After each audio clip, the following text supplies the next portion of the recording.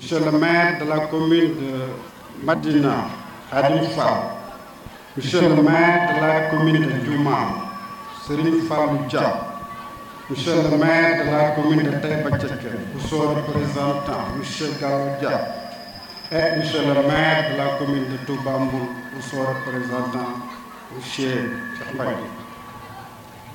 Messieurs les chefs de services techniques locaux dans l'arrondissement de Kayer, Mesdames, Messieurs les notabilités religieuses, politiques et coutumières, Madame, Messieurs les chefs de village, Mesdames les présidentes de GPS, Mesdames, Messieurs, honorables invités, à vos titres, rangs et grades.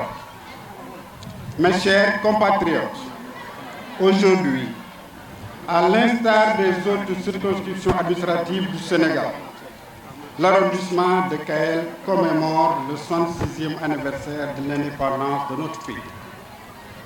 Je voudrais, en ce jour mémorable, exprimer toute ma satisfaction pour célébrer avec vous le 66e anniversaire de l'accession de notre pays à la souveraineté internationale.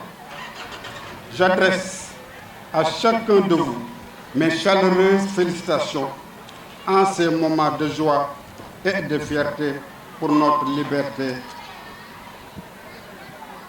retrouvée.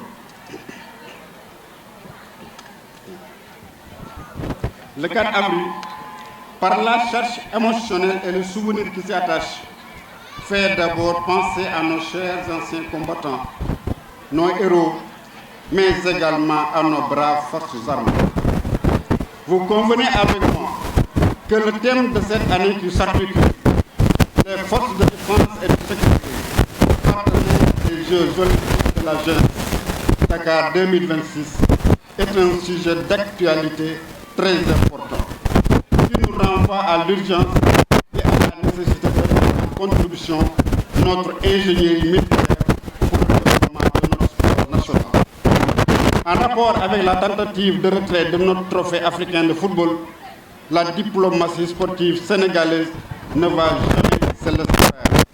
Nous sommes très fair-play, mais aussi combattants jusqu'au dernier souffle.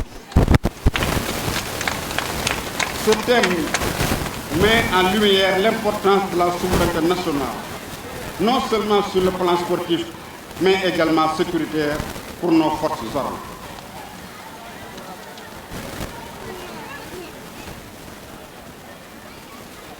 Elle est appréciée par son professionnalisme et son attachement aux valeurs qui fondent la République et la nation, justifiant ainsi le concept armée-nation.